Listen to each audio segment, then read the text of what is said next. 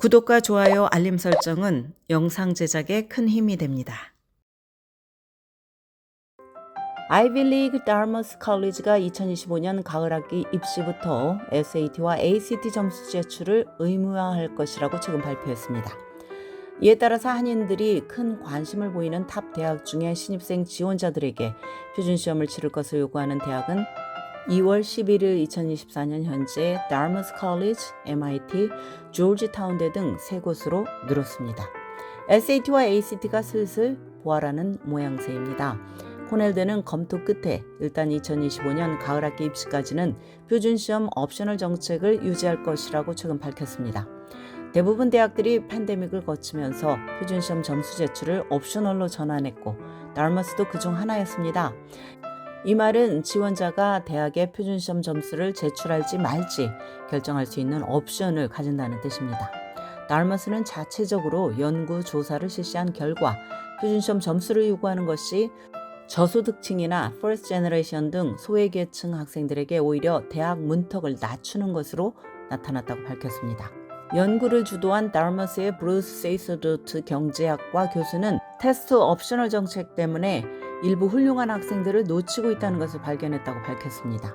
조사 결과 사회 경제적으로 불리한 배경의 학생들이 시험 점수를 제출하는 비율이 낮았는데 알고 보니 이들의 점수는 다르머스에 합격할 만큼 충분히 높았다는 것입니다. 그러나 해당 학생들은 상대적으로 자신의 점수가 낮다고 판단해서 겁을 먹고 아예 점수를 제출하지 않아서 불합격 처리됐다는 설명입니다. 다르머스에 따르면 SAT에서 1450점 또는 1500점을 받은 학생도 옵셔널 정책에 따라서 점수를 제출하지 않았고 결국 입시에서 고배를 마셨습니다.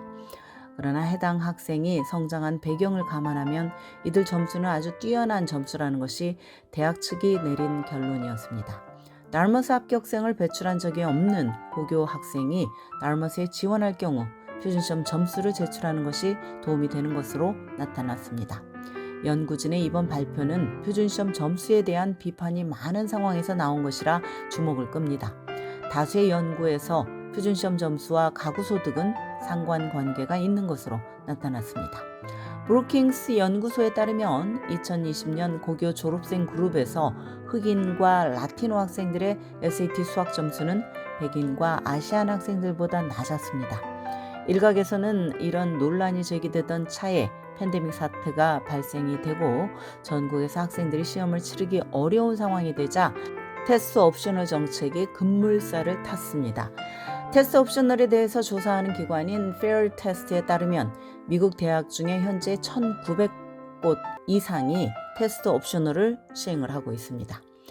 UC는 몇 년 전 시험 점수를 아예 보지도 않는 테스트 블라인드 정책을 도입을 했습니다. 그러나 다르머스의 세이서도트 교수는 학생들이 교육 시스템의 불평등 때문에 불리한 위치에 놓이는 것이지 표준시험 때문이 아니라고 강조를 합니다. 표준시험 점수 의무화로 복귀한 명문대는 다르머스뿐만이 아닙니다.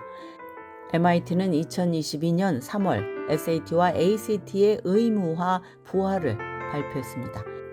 당시 MIT의 스튜 슈멜 입학 사무처장은 성명을 통해서 우리 대학은 연구 결과 표준시험 점수가 존재할 때 모든 지원자가 대학의 학업에 대한 준비 능력을 갖췄는지 더 잘 판단할 수 있다는 결론에 도달했다. 또한 사회 경제적으로 불리한 학생들은 더 수준 높은 수업을 듣거나 인생을 풍요롭게 하는 기회들을 누리지 못할 때가 많은데 이들이 MIT에서 공부할 능력을 갖췄는지 표준시험 점수가 증명해준다.